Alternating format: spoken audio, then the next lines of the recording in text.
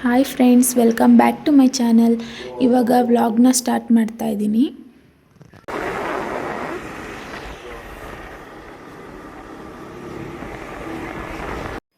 ನಮ್ಮ ಮನೆಯವ್ರಿಗೆ ಡ್ಯೂಟಿ ರಜಾ ಇತ್ತು ಅಂತ ಮನೇಲೇ ಇದ್ದರು. ಹಾಗೆ ಆಚೆ ಕರ್ಕೊಂಡು ಹೋಗೋಣ ಅಂತ ನನ್ನ ಮಗುನ ಆಚೆ ಕರ್ಕೊಂಡು ಹೋಗ್ತಾ ಇದ್ರು.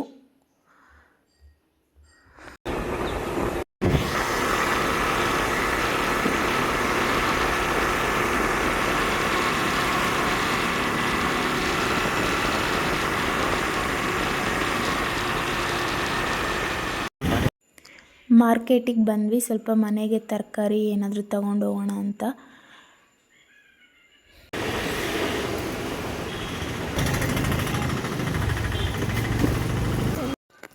ನನ್ನ ಮಗ ಹಿಂದೆ ಕುತ್ಕೋ ಅಂತಂದರೆ ಇಲ್ಲ, ನಾನು ರೋಡ್ ನೋಡಬೇಕು ಅಂದ್ಬಿಟ್ಟು ಮುಂದೆನೇ ನಿಂತ್ಕೊಂಡಿದ್ದ. ನಮ್ಮ ಮನೆಯವರಿಗೆ ಡಿಸ್ಟರ್ಬ್ ಆಗ್ತಿತ್ತು ಗಾಡಿ ಓಡ್ಸೋಕ್ಕೆ.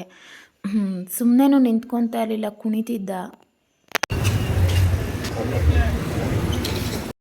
ಹಾಗೆ ಹೋಗ್ತಾ ಪಾನಿಪುರಿ ಅಂಗಡಿ ಕಾಣಿಸ್ತು ಅಂತ ಅಂದ್ಬಿಟ್ಟು ನಮ್ಮ ಮನೆಯವರು ಇಲ್ಲಿ ಚೆನ್ನಾಗಿ ಮಾಡ್ತಾರೆ ಅಂತ ನಿಲ್ಲಿಸಿದ್ರು. ಸೊ ಪಾನಿಪುರಿ ತಗೊಂಡ್ವಿ.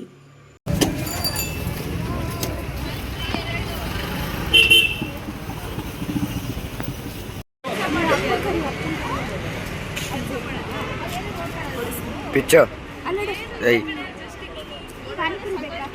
ಪಾನಿಪುರಿ ಬೇಕಾ?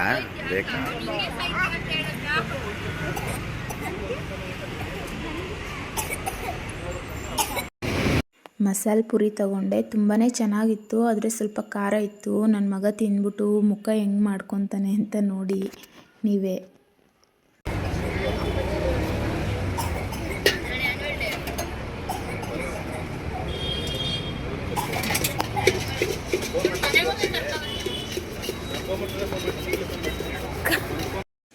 ತುಂಬಾ ಚೆನ್ನಾಗಿತ್ತು. ನಮ್ಮ ಮನೆಯವರು ವಿಡಿಯೋ ಮಾಡ್ತಾಯಿದ್ರು ನಾನು ತಿನ್ನೋದನ್ನು. ಬೇಡ ಬಿಡಿ ಅಂತಂದ್ರೂ ಇಲ್ಲ ಅಂತಂದ್ಬಿಟ್ಟು ವಿಡಿಯೋ ಮಾಡ್ತಾಯಿದ್ರು. ನನ್ನ ಮಗ ನೋಡಿದ್ರೆ ಎಲ್ಲರಿಗೂ ಅಲ್ಲಿ ಪಾನಿಪುರಿ ತಿನ್ನೋರಿಗೆ ಗ್ಲಾಸ್ ಇಟ್ಕೊಂಡು ನೀರು ಕೊಡೋಕ್ಕೆ ಹೋಗ್ತಾಯಿದ್ದ. ಕೊಡೋಕ್ಕೆ ಹೋಗೋ ನೆಪದಲ್ಲಿ ನೀರು ತಗೊಂಡೆಲ್ಲ ಚೆಲ್ತಾ ಇದ್ದ. ಅದಕ್ಕೆ ಪಾನಿಪುರಿ ಅಂಕಲ್ಲು ಸ್ವಲ್ಪ ಗದ್ರುಕೊಂಡ್ರು. ಕುಚ್ಚು ಅಲ್ಲ ಹತ್ಬಾರ್ದು, ಅಪ್ಪ ಹೊಡಿತಾರೆ.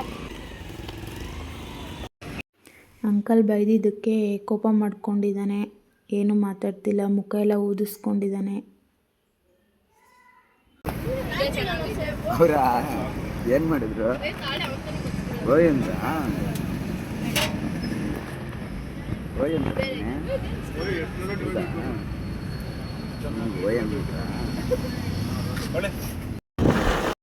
ತಿಂದಿದ್ದೆಲ್ಲ ಆಯಿತು. ಇವಾಗ ಹೊರಟ್ವಿ. ನಮ್ಮ ಅತ್ತೆ ಮನೆಗೆ ಹೋಗ್ಬಿಟ್ಟು ಸ್ವಲ್ಪ ತರಕಾರಿ ಏನಾದರೂ ಕೊಟ್ಬಿಟ್ಟು ಹೋಗೋಣ ಅಂತ.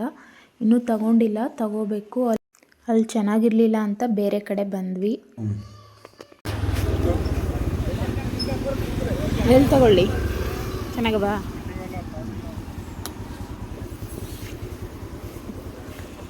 ಎಲ್ಲ ಯಾರೂ ಇಲ್ಲ. ನಮ್ಮ ಹಳ್ಳಿ ಕಡೆ ತರಕಾರಿ ನೋಡೋಕ್ಕೆ ಒಂಥರ ಖುಷಿಯಾಗುತ್ತೆ. ತುಂಬ ಫ್ರೆಶ್ ಆಗಿರುತ್ತೆ. ಎಷ್ಟು ತಗೊಳ್ಳಿ? 100 ರೂಪಾಯಿಗೆ ತಗೊಳ್ಳ? ನಿಮ್ಮ ಅಮ್ಮವ್ರಿಗೆ ಸ್ವಲ್ಪ ಕೊಡೋಣ.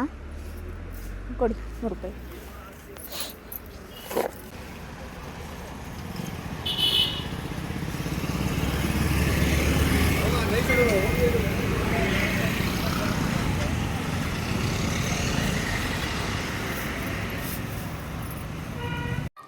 ಅವರೆಕಾಯಿ 100 ರೂಪಾಯಿಗೆ 2.5 kg ಅಂತಂದರು. ನಮ್ಮ ಮನೆಗೆ ಆದರೆ ಹೆಚ್ಚಾಗುತ್ತೆ ಅಂದೆ. ಅದಕ್ಕೆ ನಮ್ಮ ಮನೆಯವ್ರಿಗೆ ಕೇಳ್ತಿದ್ದೆ, ನಿಮ್ಮ ಅಮ್ಮ ಅವ್ರಿಗೆ ಸ್ವಲ್ಪ ಕೊಡೋಣ ಅಂತ. ಏಕೆಂದರೆ ಅವರು ಮಗಳು ಊರ ಕಡೆಯಿಂದ ಕೊಟ್ಟು ಕಳಿಸ್ತಾ ಇರ್ತಾರೆ.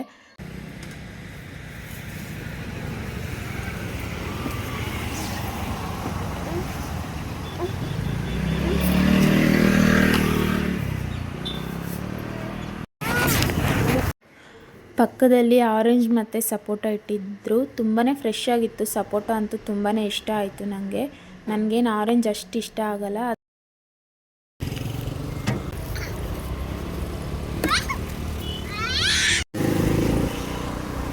ಎಲ್ಲ ತಗೊಂಡು ಹೊರಟ್ವಿ ನಾವು. ಸಂಜೆ ಆಗೋಗಿತ್ತು.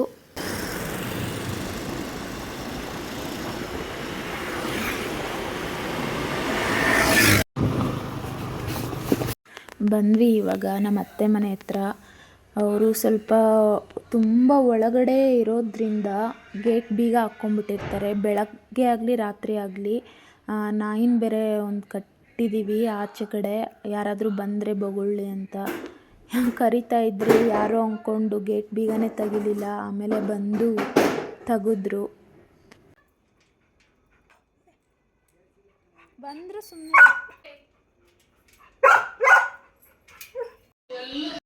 ನಮ್ಮ ಅತ್ತೆ ಅವರೆಕಾಯಿ ಇಲ್ಲೇ ಸುಲ್ಕೊಡ್ತೀನಿ ತಗೊಂಡೋಗು ಕಾಳು, ಅಲ್ಲಿ ಮನೇಲಾದರೆ ಮಗು ಸುಲಿಯೋಕ್ಕೆ ಬಿಡಲ್ಲ ಅಂತಂದ್ಬಿಟ್ಟು ಪಾಪ ಎಲ್ಲ ಅಲ್ಲೇ ಹಾಕ್ಕೊಂಡು ಸುಲಿತಾ ಇದ್ವಿ. ನಾನು ಕೂಡ ಹಂಗೆ ಕುತ್ಕೊಂಡು ಸುಲಿತಾ ಇದ್ದೆ.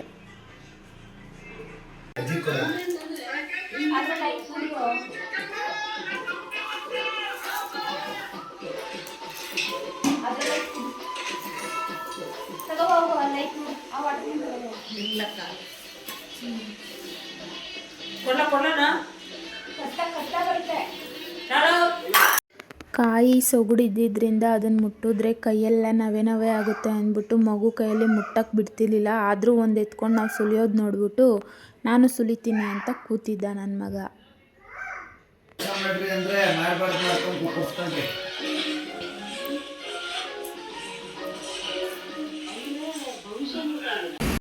ಇವಾಗ ಮನೆ ಕಡೆ ಹೋಗ್ತಾ ಇದ್ದೀವಿ. ಟೈಮ್ ಆಯಿತು, ಮತ್ತು ಹೋಗಿ ಅಡುಗೆ ಬೇರೆ ಮಾಡಬೇಕು. ನಮ್ಮ ಮನೆಯವರು ಕಲ್ಲಂಗಡಿ ಹಣ್ಣು ನೋಡಿ ಒಂದು ಕಲ್ಲಂಗಡಿ ಹಣ್ಣು ತೊಗೊಂಡೋಗೋಣ, ನೀನು ಅಡುಗೆ ಮಾಡೋ ಅಷ್ಟೊತ್ತಿಗೆ ನಾವು ಕಲ್ಲಂಗಡಿ ಹಣ್ಣು ತಿಂತಾ ಇರ್ತೀವಿ ಅಂತ ಹೇಳಿದ್ರು.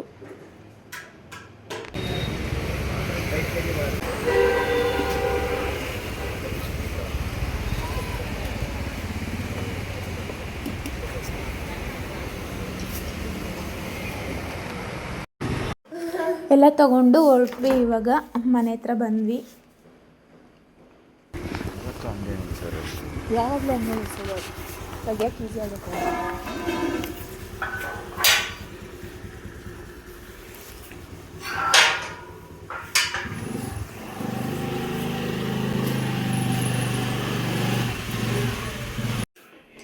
ಈಗ ಈ ವ್ಲಾಗ್ನ ಇಲ್ಲಿಗೆ ಎಂಡ್ ಮಾಡ್ತಾ ಇದ್ದೀನಿ. ಯಾರ್ಯಾರೆಲ್ಲ ಈ ವಿಡಿಯೋ ನೋಡ್ತಾ ಇದ್ದೀರಾ ಸಬ್ಸ್ಕ್ರೈಬ್ ಮಾಡಿ, ಲೈಕ್ ಮಾಡಿ, ಹಾಗೆ ಶೇರ್ ಮಾಡಿ. Thank you.